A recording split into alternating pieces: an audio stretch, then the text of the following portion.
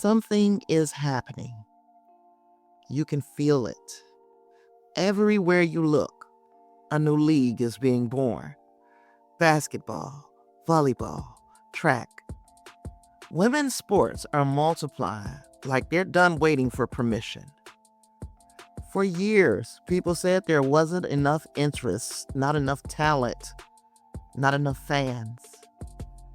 Now, there's so much energy, it's spilling over. The WNBA is thriving.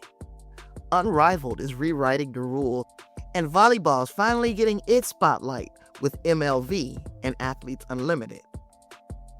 Even track and field is starting to flirt with league life. So this is the moment we've dreamed of, but it's also where the questions start. Can we grow this fast and keep it sustainable?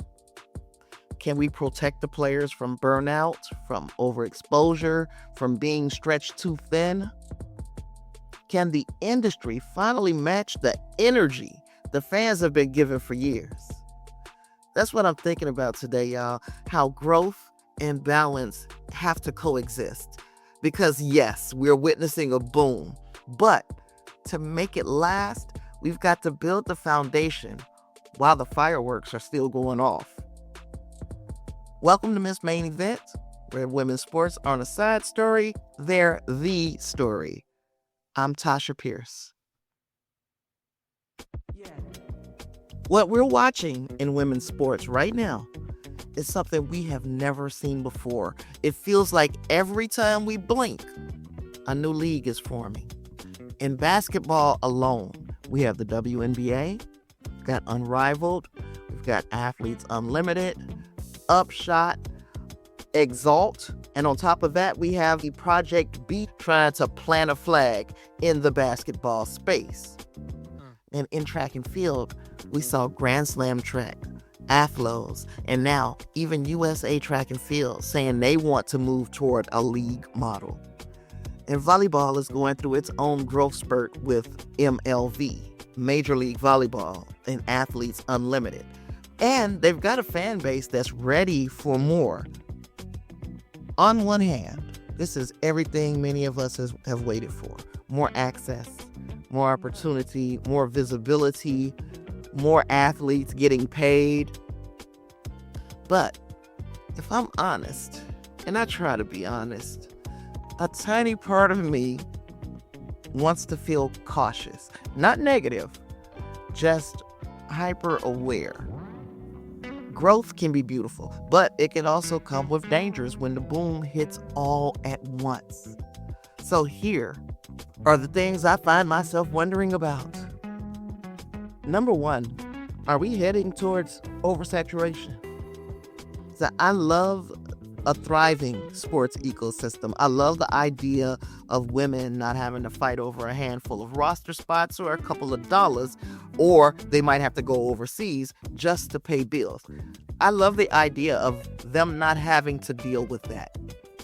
But with so many leagues popping up at the same time, I worry about the audience's stamina. Not because fans don't care, we know the fans care, but because sports need rhythm. They need tradition. They need time to breathe. A new league takes time to build trust, takes time to build loyalty. And if 5 of them pop up at the same time, they're all going to be fighting for attention in the same crowded moment. Number 2, what happens to the talent pool? And this is a big one because right now there are enough elite athletes to fill multiple leagues. But let's be real, depth matters. When you get to the end of the bench, that person matters. Development matters. So if players are spread too thin across too many leagues, the product can get uneven. And uneven quality is how leagues die. That's how leagues lose fans. In basketball, the WNBA already has one of the most competitive talent bottlenecks in pro sports. And adding Unrivaled, Upshot, Exalt, And whatever Project B ends up being can either create new career paths or drain talent into 4 different directions. In track and field, it's even trickier. Those athletes are already juggling heavy training loads, world championships, Olympic cycles, endorsements, now league formats, which again, I think track and field needs the league format. But are we going to grow too much too soon? Number 3, this is huge. What does this mean for athlete health? Overuse injuries are real, and women already deal with elevated risks in certain sports. Also, we have elevated risks for certain injuries. So if an athlete plays a WNBA season, then joins Unrivaled, then drops into Project B, the schedule starts to look like a treadmill. There's not a pathway to longevity. And I know that that is unlikely to happen, that someone would try to play all 3. But let's just think hypothetically. Even playing 2, we noticed an uptick of injuries in the WNBA in 2025. Track is even rougher. You can't sprint and jump and throw at top level year-round without paying a price. They find themselves at times peaking too soon. They don't want to peak before the meets that count, the world championships and or the Olympics. And then volleyball players face repetitive stress. And anyone who has followed that sport for any amount of time knows how taxing it can be on their shoulders, on their knees, on their backs. So yes, I'm excited for more opportunities, but I never want those opportunities to come at the cost of the athletes that we love themselves. 4, what does this kind of growth do to fan culture? Let's be real, y'all. Bigger visibility means bigger fan bases, and bigger fan bases come with bigger problems. Remember when Angel Reese and Caitlin Clark entered the WNBA? The fan culture shifted overnight. New fans arrived with passion. Some of them arrived with hostility. We saw these players become targets. We saw media coverage tilt in very strange directions, y'all. We saw narratives get weaponized. Sports should bring people together, but they also bring in trolls. They bring in bad actors. They bring in people who want chaos more than community. As women's sports get more and more mainstream attention, they're going to continue to inherit the same toxicity that runs through men's sports. I was just watching the other night, can't even remember which athlete, I think it was Giannis. Somebody said something to him. They were sitting on the front row. Big money that they spent on these tickets. Somebody said something to him that got that person kicked out. Now, do we remember when Alicia Gray was being heckled relentlessly by some fan in the Indiana-Atlanta playoff series? And she had that person removed, and somehow that person was allowed to return. It's because when the women athletes are abused, people think that women are just being emotional.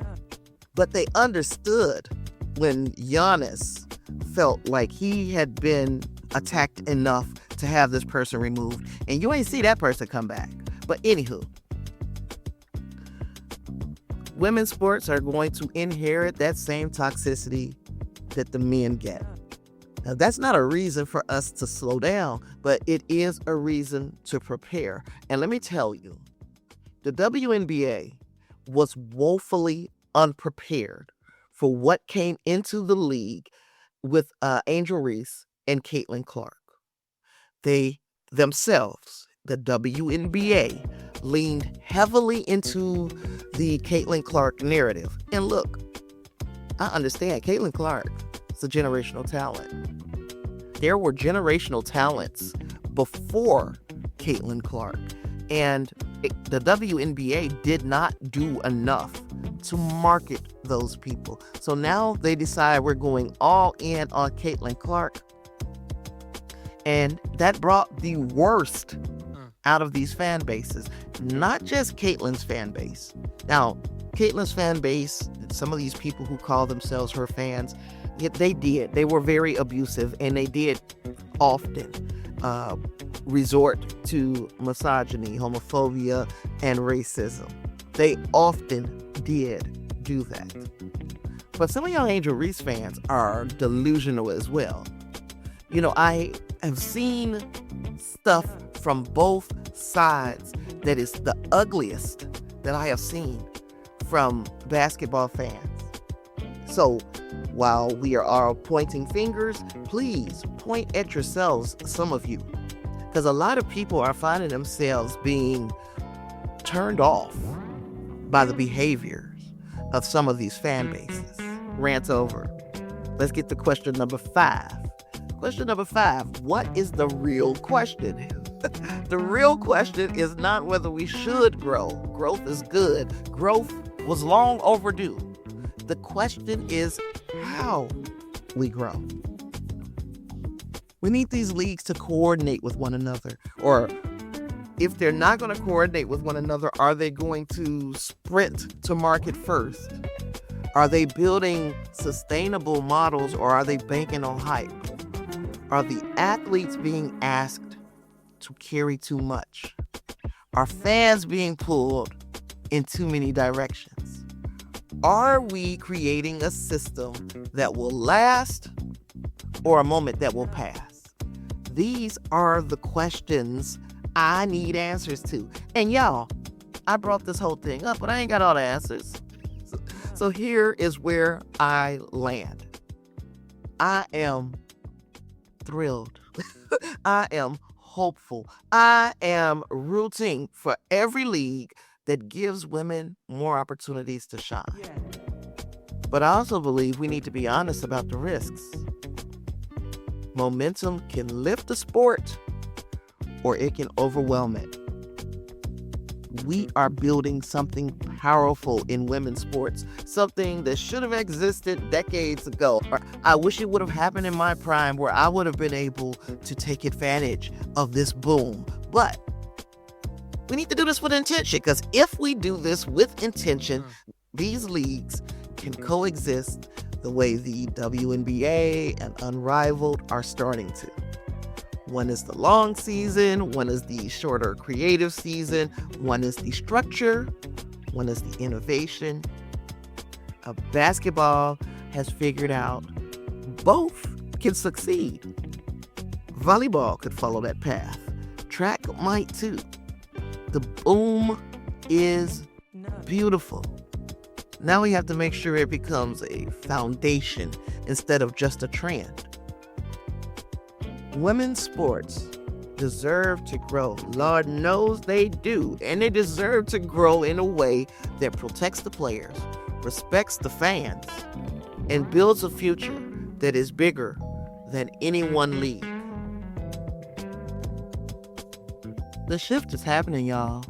Women's sports are not whispering for attention anymore. They are commanding it.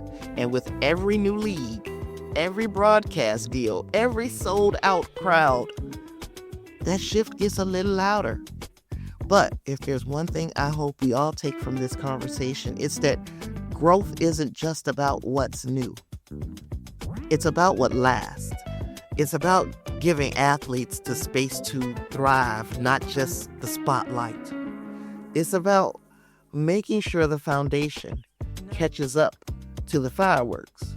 Because this boom is real. And if we do it right, it becomes the baseline, not the peak. Thank you for listening to Miss Main Event today. And if you believe in this movement, share the episode, follow the show, keep the conversation going. Women's sports are here, y'all. And the main event is just getting started. Peace.